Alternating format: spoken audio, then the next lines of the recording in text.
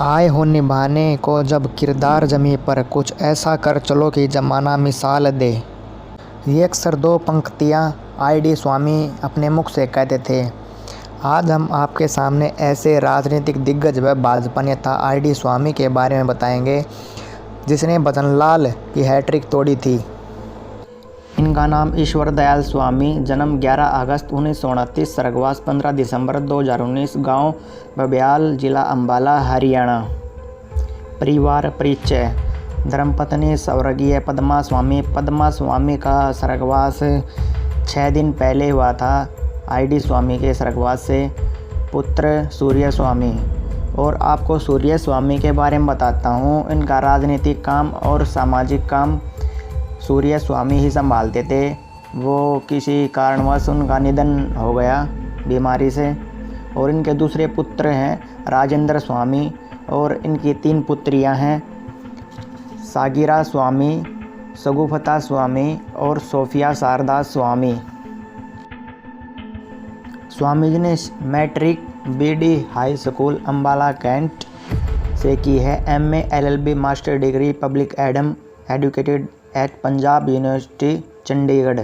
ID Swamy शुरू से ही प्रतिभाशाली रहे हैं। 1946-47 में छात्र नेता के रूप में स्वतंत्रता आंदोलन में भाग लिया।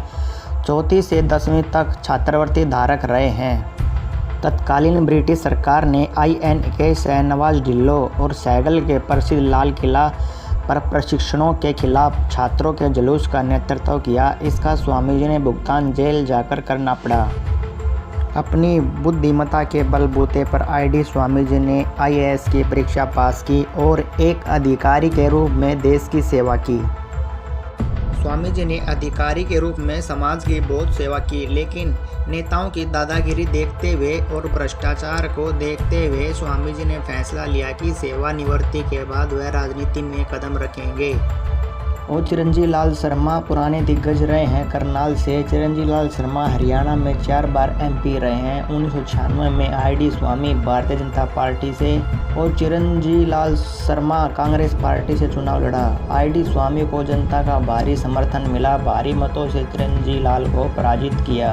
राजनीतिक उठापटक के चलते भारतीय जनता पार्टी की सरकार केंद्र में नहीं बन पाई, जिससे कि 1998 में फिर से चुनाव का ऐलान हुआ और अगली टक्कर होने वाली थी ID स्वामी जी और राजनीति के चाणक्य कहे जाने वाले भजनलाल के बीच।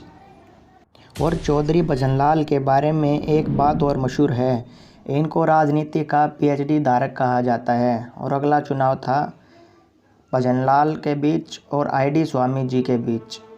1998 में हुए लोकसभा करनाल में चौधरी भजनलाल और ID स्वामी के बीच चुनाव हुआ, जिसमें ID स्वामी को हार का मुंह देखना पड़ा और चौधरी भजनलाल ने अपनी शख्सियत को बरकरार रखा। दुर्भाग्यपूर्ण ये रहा कि चौधरी भजनलाल की पार्टी भी बहुमत साबित नहीं कर पाई और दोबारा चुनाव होना निश्चित हुआ।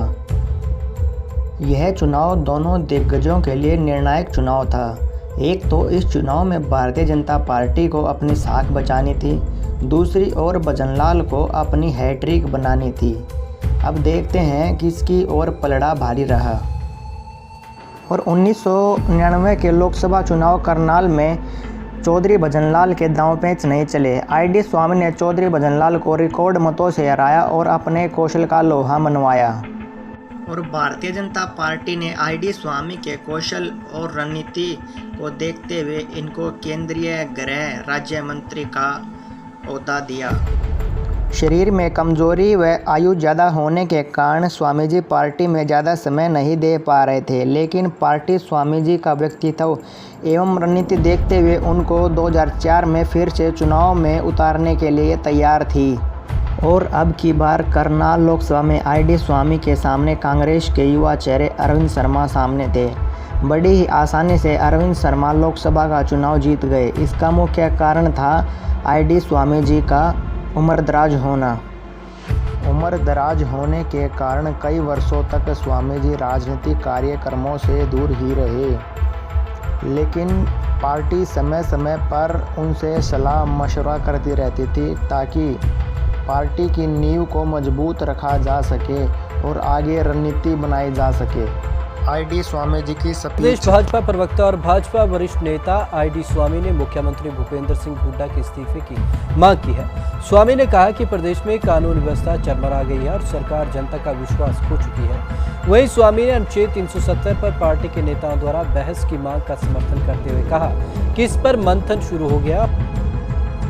15 दिसंबर 2019 को स्वामी जी का स्वर्गवास हो गया। वो परमात्मा में लीन हो गए। पूरी भारतीय जनता पार्टी को व बैरागी समाज को अनमोल हीरे को खोने पर बहुत ही दुख प्राप्त हुआ और इनका पूरा राजकीय सम्मान के साथ अंतिम संस्कार किया गया। प्रमुख नेता आए हुए थे।